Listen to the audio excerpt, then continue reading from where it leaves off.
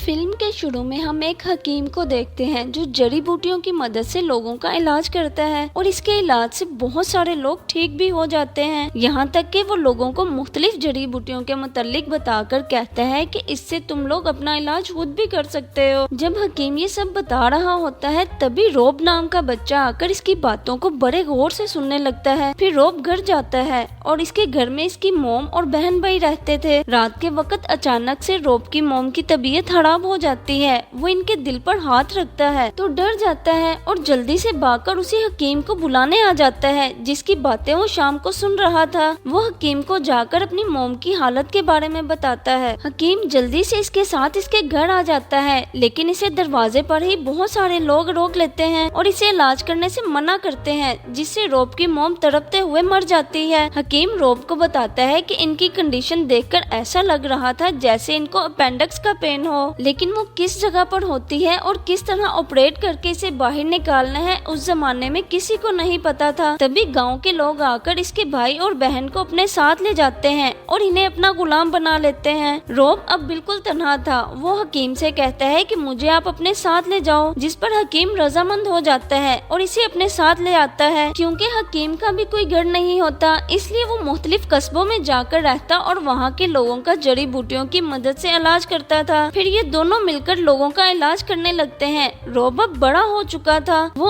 आज भी अपेंडिक्स के इलाज की तलाश में था क्योंकि वो नहीं चाहता था कि जिस तरह इसकी मोम की डेथ हुई इसी तरह किसी और की हो। लेकिन इन दोनों को अभी तक इसका इलाज नहीं मिला था क्योंकि वो लोगों की बीमारी को बाहर से देखकर तो इलाज कर लेता था लेकिन इसके जिस्म के अंदर क्या है और किस हिस्से में तकलीफ है ये नहीं जानता था। अब रोब जब एक आदमी का इलाज कर रहा होता है तो इसकी तबीयत बहुत ज्यादा खराब हो जाती है। वो जल्दी से इसके दिल पर जब हाथ रखता है तो इसे सेम वही फीलिंग आती है जैसे उसे अपनी मोम की दफा आई थी और वो डर कर जल्दी से पीछे हट जाता है और हकीम से कहता है ये आदमी अब जिंदा नहीं रह सकता, ये रात को मर जाएगा। और वो आदमी वाकई ही रात को मर जाता है, जिससे हमें पता चलता है कि रोब के पास मौत को जानने की खूबी है। तभी सब गाँव वाले इकट्ठे होकर रोब और हकीम के पास आ जाते हैं और आदमी की मौत का जिम्मेदार ठहराकर इन्हें बहुत मारते हैं और गाँव से बाहर निकाल देते हैं। फिर कुछ दिनों के बाद हकीम को आंखों से नजर आना बंद हो जाता है। रात के वक्त रोब कुछ लोगों से सुनता है कि एक हकीम जो कि डॉक्टर है इसके पास इसका इलाज है। वो दोनों फिर डॉक्टर के पास आते हैं जहां वो हकीम की आंखों का ऑपरेट करता है जिससे हकीम को दोबारा से नजर आना शुरू हो जाता है। ये देखकर रोब बहुत ज्यादा खुश होता है। वो डॉक्टर से पूछता है कि आपने ऑपरेट करना कहाँ से सीखा। इस पर डॉक्टर उसे अपने सीनियर डॉक्टर इब्ने सीना के बारे में बताता है जो कि पर्शिया में रहता है। डॉक्टर रोब को ये भी बताता है कि वो लोगों को मेडिकल भी पढ़ाते हैं और इनके पास हर बीमारी का इलाज है। ये सुनते ही रोब खुश हो जाता है और वहाँ जाने का इरादा करता है ताकि वो अपेंडिक्स का ऑपरेट सीख सके। तभी डॉक्टर इसे बताता है कि वहाँ पर जाना खतरों से खाली नहीं है। वहाँ जाने के लिए तुम्हें मिस्र के सहराओं में से गुजरना होगा और गैर मुस्लिम लोगों को वहाँ से गुजरने की परमिशन नहीं है।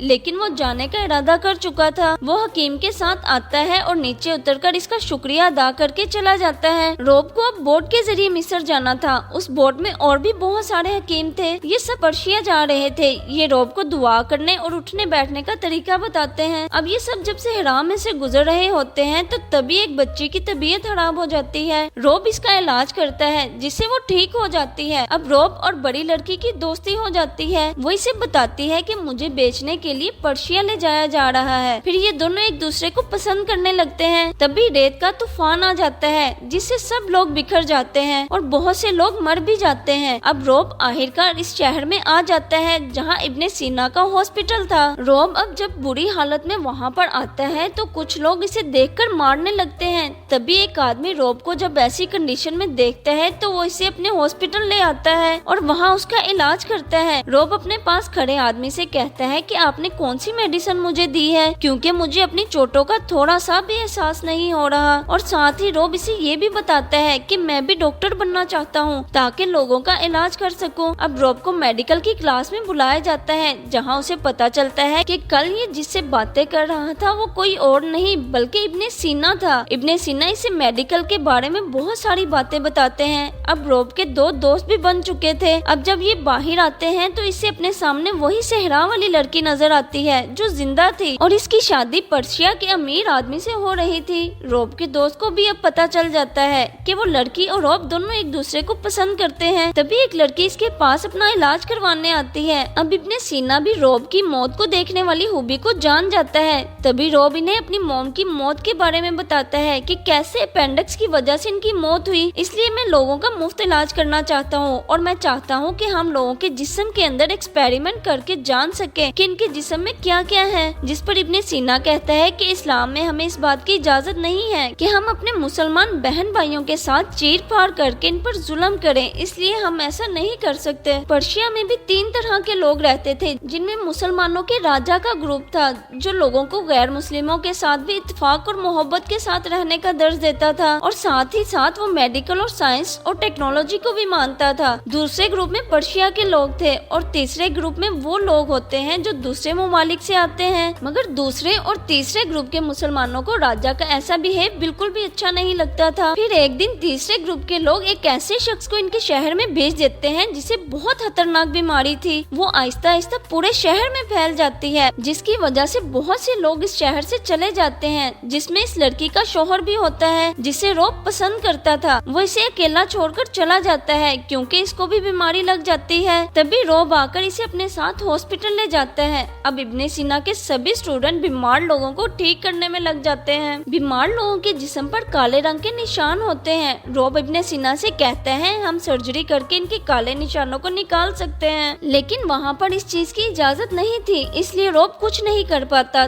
तभी देखते ही देखते बहुत सारे लोग मर जाते हैं। रॉब अब इस बीमारी के मुतालिक इंफॉर्मेशन लेता है तो इसे पता चलता है कि ये बीमारी चूहों की वजह से फैल रही है। ये सब मिलकर अब चूहों की मेडिसिन बनाते हैं जिससे सारे चूहे मर जाते हैं और इन्फेक्शन फैलने से रुक जाता है। सभी बीमार लोग आहिस्ता आहिस्ता ठीक होना शुरू हो जाते हैं और वो लड़की भी बिल्कुल ठीक हो जाती है, जिसे रॉब बहुत खुश होता है। और अब सब लोग भी वापस आना शुरू हो जाते हैं, जिनमें इस लड़की का शौहर भी शामिल होता है। अब कुछ दिनों के बाद एक अपेंडिक्स का पेशेंट आता है, लेकिन ऑपरेट ना होने की वजह से वो भी दर्द में तड़प कर मर जाता है। लेकिन इसके मरने से पहले रॉब इससे इजाजत लेता है कि वो इसका ऑपरेट करके देखना चाहता है कि आखिर अपेंडिक्स किधर है और कैसे इसको बाहर निकाल सकते हैं। अब इस आदमी के मरने के बाद रॉब किसी को बताए बगैर इसका ऑपरेट करने लगता है। वो इसके दिल को बाहर निकाल कर देखता है कि ये किस तरह काम करता है। वो जैसे जैसे चीजें निकाल कर देख रहा था, ऐसे ही साथ साथ इसकी ड्राइंग भी बना रहा था ताकि इसकी मदद से वो दूसरों का इलाज कर सके। तभी इसे अपेंडिक्स नजर आती है, लेकिन उसी वक्त कुछ लोगों के इसकी हरकत के बारे में पता चल जाता है। वो इब्ने सीना और रॉब दोनों को पकड़कर पर्शिया के सरदार के पास ले आते हैं। सरदार दोनों को मौत की सजा सुना देता है और साथ ही साथ वो बाकी हकीम लोगों को भी यहाँ से जाने का कहता है। तभी रॉब इनसे कहता है कि आप मेरी गलती की सजा इन सबको ना दें, और वैसे भी मैं तो क्रिश्चियन हूँ। लेकिन वहाँ पर मौजूद कोई भी शख्स इसकी बात को सीरियस नहीं लेता।